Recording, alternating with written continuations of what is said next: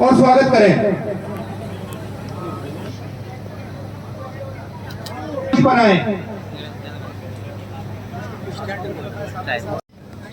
माल्यार्पण का स्वागत करें। मांगीलाल जी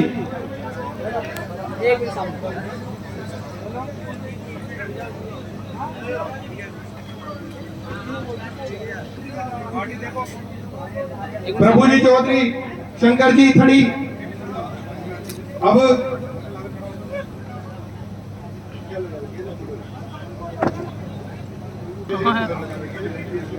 और कन्हैयालाल जी मेघवाल। युवराज जी राठौड़ भी पंचायत समिति सदस्य। युवराज जी से मैं निवेदन करूंगा कि वो भी मंच पर आए।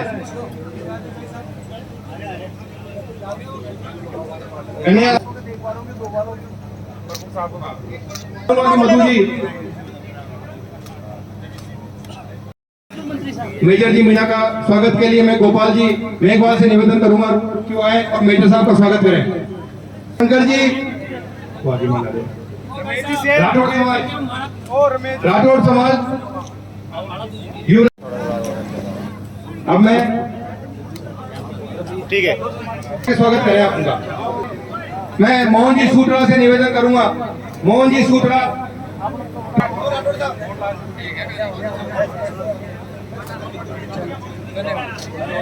से लड़ाई लड़के और इस देश को आजाद कराया है, ये बात आप ध्यान रखो। आप ताली एक ने भी नहीं बजाई है। ताली तो बजाते रहो यार, अमर शहीद का काम है। चांदा जी आए हुए हैं, बड़े बड़े नेता आए हुए हैं, तो ताली में तो कंजूसी मत करो आप।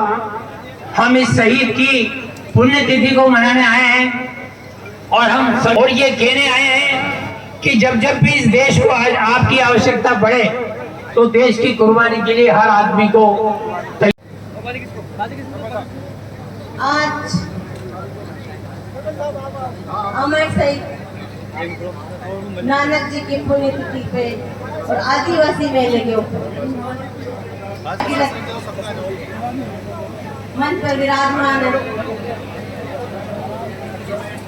पाटन क्षेत्र के विधायक के रूप में सीआर प्रेमी जी, पूर्व प्रधान मधु जी वर्मा और सभी सरपंच साहब और सभी नेतागण सामने विराजमान मेरे पितृत्व वर्धन और मेरी मातृशक्ति। बड़ा हंस का विषय है आज।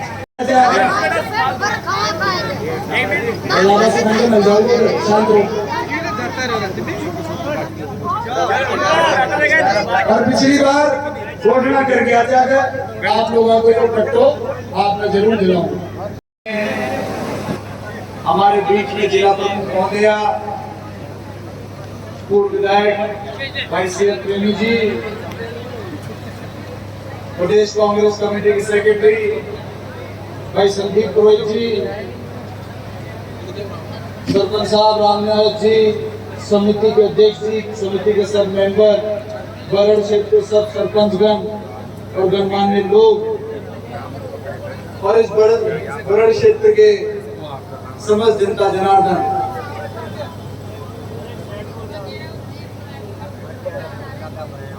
नानक जी भील ने देश की आजादी में अंग्रेजों की गोली से वो शहीद हुए और ये शोक चांदा नहीं बोलता है, ये देश का इतिहास बोलता है।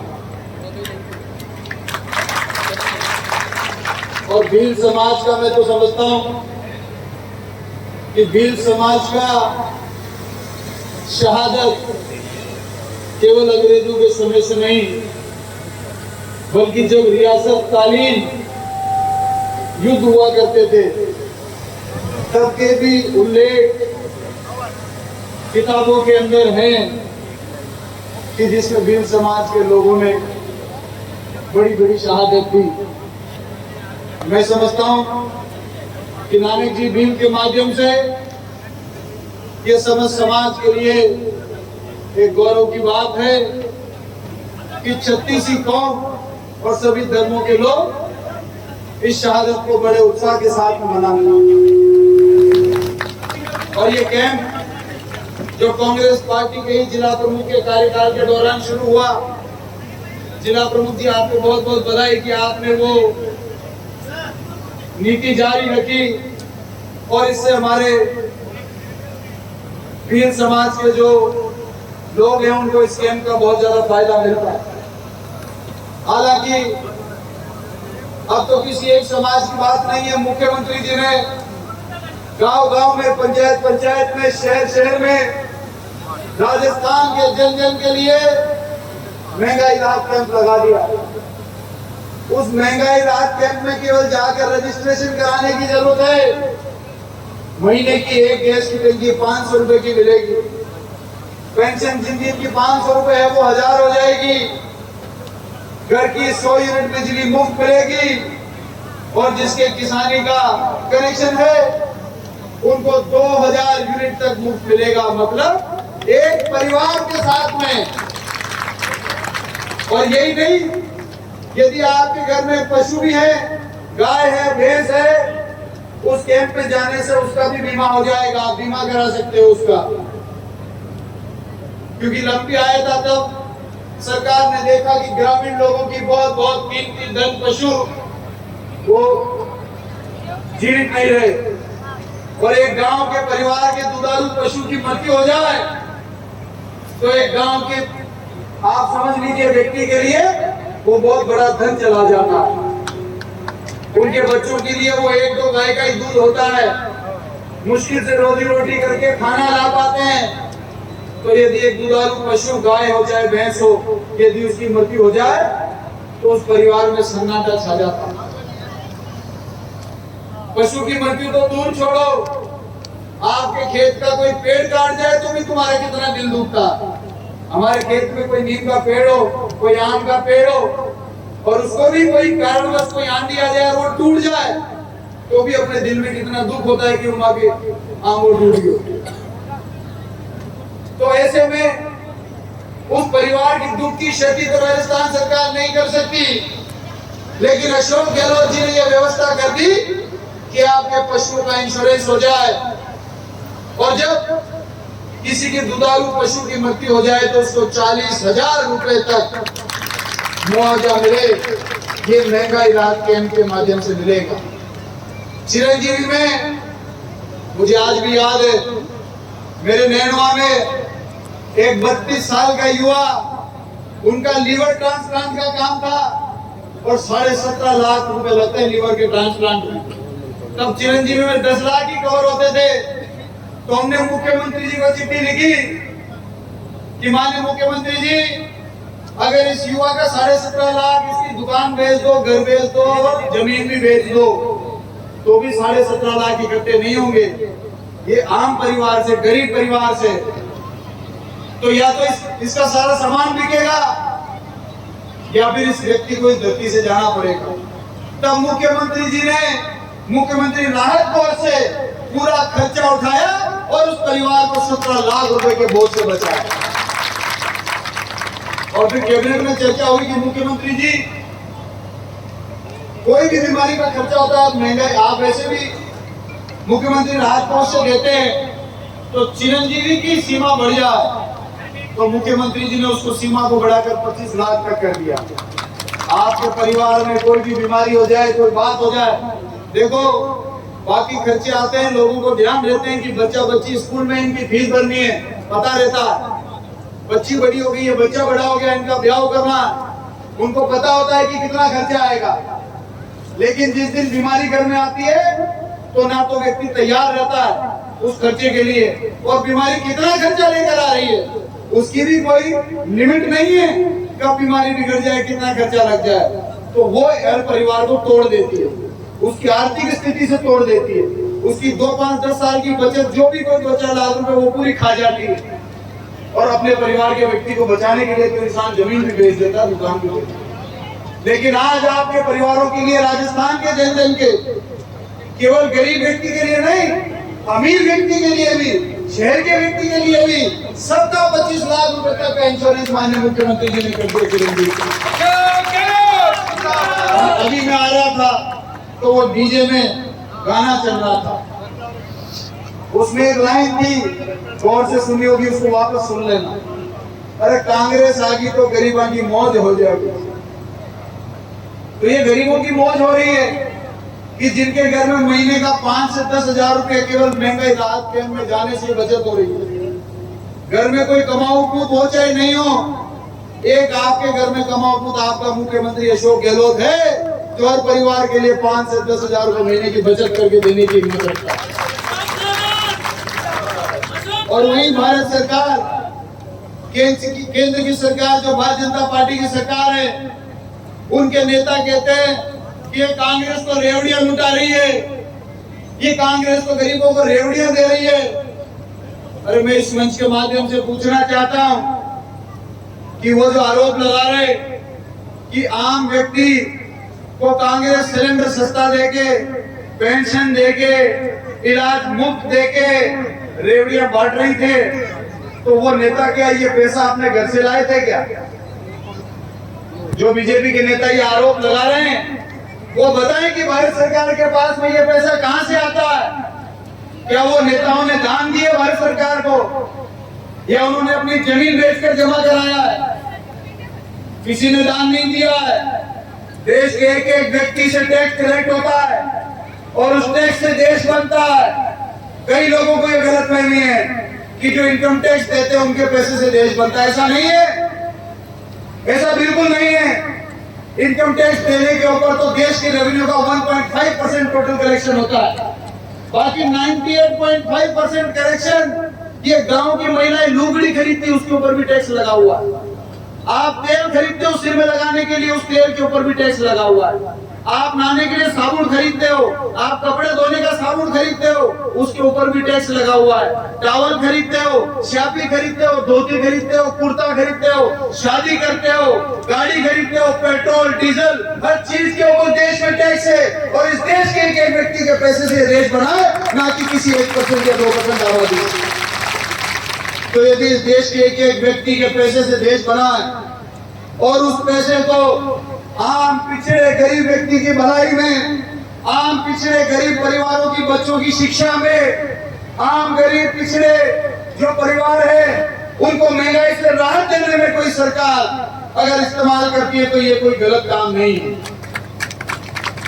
यदि किसान का ऋण माफ करने में कांग्रेस ने घोषणा करी थी कि हम आते ही ऋण माफ करेंगे, 8,000 करोड़ रुपया जो प्रदेश की बैंकों का, कोऑपरेटिवों का था, किसी का 2 लाख रुपए तक का भी था या किसी का 2 लाख से ज्यादा भी था। राजस्थान के जितने बैंक है उनका सबका माफ हुआ। जो भारत सरकार के अंदर सेंट्रलाइज बैंक हैं, उसकी भारत सरकार को लिखी कि आप मध्यस्थता कराकर इसको, हमारा रोल हम प्ले करेंगे, आपका रोल आप प्ले करो, इसको माफ कराओ। भारत सरकार पीछे हटी है, प्रदेश की कांग्रेस सरकार पीछे नहीं हटी ऋण माफ करने के लिए। प्रदेश की सरकार के हाथ में था जो पूरी तरीके से ऋण माफ हुआ, 8,000 करोड़। आगे भी करती रहेगी। अशोक गहलोत जी का दिमाग का कोई सानी नहीं है। जब देश में 1 रुपए किलो गेहूं मिलने लगा तो लोगों ने कहा रेवड़ी बांट रहे हैं। अरे रेवड़ी नहीं बांट रहे हैं, कोई गरीब व्यक्ति का बच्चा है जिसके घर में आदमी शराबी है, कमाता है, जो शराब में उड़ा कर आता है, अगर उसकी औलाद रात को भूखी सोती है तो ये सरकार की जिम्मेदारी है कि उस परिवार के बच्चे तक खाना पहुंचाए, उसको 1 रुपया किलो में गेहूं पहुंचाए। ये सरकार की जिम्मेदारी है। हम रेवड़ियां नहीं बांट रहे, हम अपनी जिम्मेदारी निभा रहे हैं। ये पैसा गरीब जनता का है, क्योंकि वो व्यक्ति जो शराब पी रहा है वो शराब पर भी टैक्स दे रहा है, तो उसका टैक्स जितना तो कम से कम उसके बच्चों तक पहुंच जाए। ये कोई गलत बात नहीं है। जब नरेगा चालू हुई तो बहुत लोगों ने कहा नरेगा में तो फोकट का ही ले रहे थे, और कोई था का ले रहे थे, तो वहां का खुद गए थे वही खुद नहीं ले रहे थे। लेकिन शोषण कितना रुक गया मेरे को आज भी याद है। नरेगा शुरू होने से पहले एक आदमी को दिहाड़ी पर जिसको मजदूरी मिलती थी तो उसको 80 से 100 रुपए आदमी को मजदूरी मिलती थी नरेगा शुरू होने से पहले। महिला को 50 से 60 रुपए देते थे। वो शोषण होता था उनकी मेहनत मजदूरी का। कारीगर को 180-200 रुपए में कारीगर आता था। आज कारीगर 800 रुपए से 1000 रुपए ले रहा है, आदमी 400 से 500 रुपए ले रहा है, और महिला भी 300 से 400 रुपए कम से कम मजदूरी की मिल रही है। अगर ये किसी की देन है तो ये नरेगा की देन है। नरेगा नहीं आती तो ये मजदूरी के पैसे इतने नहीं बढ़ते। इससे देश बर्बाद नहीं हुआ, इससे शोषण कम हुआ है। वो गरीब व्यक्ति, वो गांव की महिला, गांव का मजबूर व्यक्ति, वो कारीगर जो अपने बच्चों के लिए दिन रात मेहनत करता है, उसकी मेहनत और मजदूरी का पूरा पैसा उसके परिवार को मिलता है। ये नरेगा की वजह से हुआ।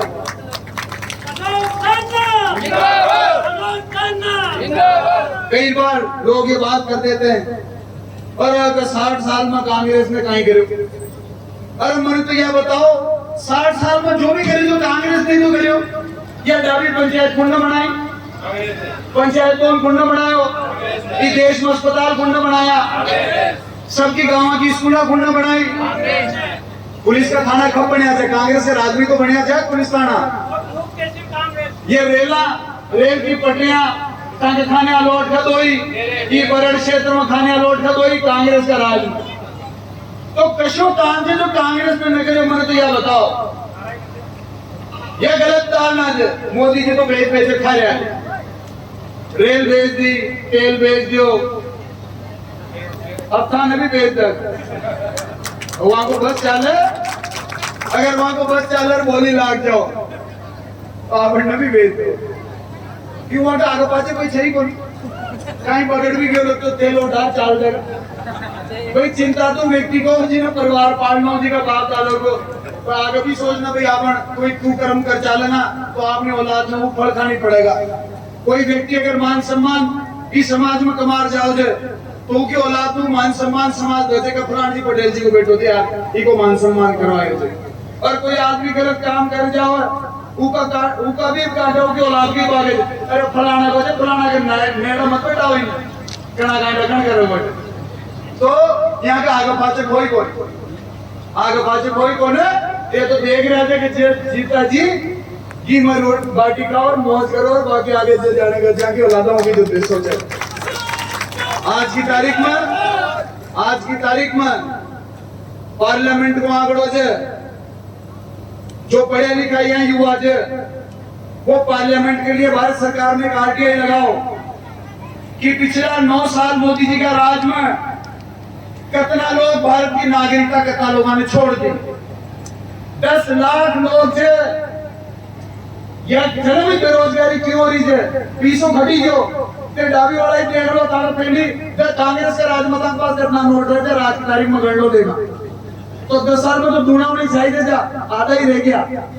मेरे आओ तो तांगा हिसाब फाड़ लिया तां समझ गया।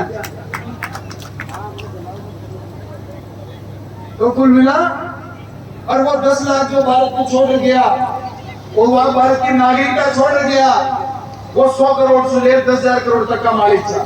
जहाँ दूसरे देशों की नागरिकता मिली वो लाखों करोड़ रुपए भारत को ले। पहले तो मेरे मित्र में डाबी के दौरे पर नहीं हूँ, भील समाज ने मुझे कार्यक्रम में बुलाया, इस कार्यक्रम में मैं आया हूँ और मैं इसमें पूर्व में भी जब इन्होंने मुझे बुलाया था तब भी आया था। और मुझे खुशी है कि इनकी 20 साल से मांग थी कि इनकी समिति को पट्टा नहीं मिल रहा था। नानक जी की मूर्ति लगी हुई है, सब कुछ हो रखा है, लेकिन पट्टा नहीं था, इनका कोई वहाँ पर संवैधानिक अधिकार नहीं था। तो वो मेहनत करके मेरी पिछली बार का घोषणा थी कि हम पट्टा जरूर बना के देंगे, वो आज वो पट्टा देते हुए बड़ा हर्ष और खुशी है कि हमने इनकी इच्छाओं को पूरा किया। साथ ही साथ 20 से 25 लाख रुपए की इनकी शिक्षा के लिए इनकी संस्था को हम सैंक्शन कराएंगे। बरड़ क्षेत्र के लोग हमेशा इतना प्यार देते हैं आपको, जब भी आते हैं आपका स्वागत, क्या कहेंगे बरड़ क्षेत्र के लोगों को? नहीं, बिल्कुल बरड़ क्षेत्र के लोगों का प्यार अभूतपूर्व है और यहाँ पर आकर अपने घर जैसा महसूस होता है। और मैं तो, मेरा कोई नया नाता नहीं है यहाँ से, मेरा बहुत पुराना नाता है। जब मैं बहुत छोटा था तब यहाँ पर आता रहता था और ये मेरा सौभाग्य है कि मुझे पूर्व में भी मौका मिला यहाँ आने जाने का और भविष्य में भी मिलता रहेगा, ऐसी में भगवान से। नानक साहब को एक स्वतंत्रता सेनानी के नाम से जाना जाता है, उन्होंने भी गोली खाई है, क्या कहना चाहेंगे उनको लेकर? देखिए, नानक जी भील देश की आज़ादी की लड़ाई में लड़े और केवल नानक जी भील नहीं, भील समाज की तो शुरू से ही ये रियासत काल से ही मार्शल कौम रही है। इन्होंने बहुत लड़ाइयाँ लड़ी है, बहुत मुद्दों पर लड़े हैं, लेकिन ये सामाजिक व्यवस्था की वजह से पिछड़ते गए। लेकिन अब जो देश में 75 सालों से लोकतंत्र की व्यवस्था है, लोकतंत्र ही एकमात्र व्यवस्था थी जो हर जाति समाज को, हर वर्ग को एक बार फिर से उत्थान की ओर लेकर जा सके। तो चांदना साहब ने आज एक बार फिर से राहत दी है भील समाज को। नहीं, हमको तो देखिए कि इन आम जनता ने ये ताकत दी है और उसी ताकत को इस्तेमाल करते हुए हम वापस से आम जनता को देने की कोशिश कर रहे हैं। और बड़ा क्षेत्र की सबसे बड़ी समस्या जो सड़क है, ये अभी तक काफ़ी टाइम से इसको ऐसे ही अनदेखा किया जा रहा है। इसका आज मुझे ये रास्ते में बताया इस इशू का, अभी मैं इसका क्या इशू है परीक्षण कराऊंगा, उसके बाद कुछ कह पाऊंगा।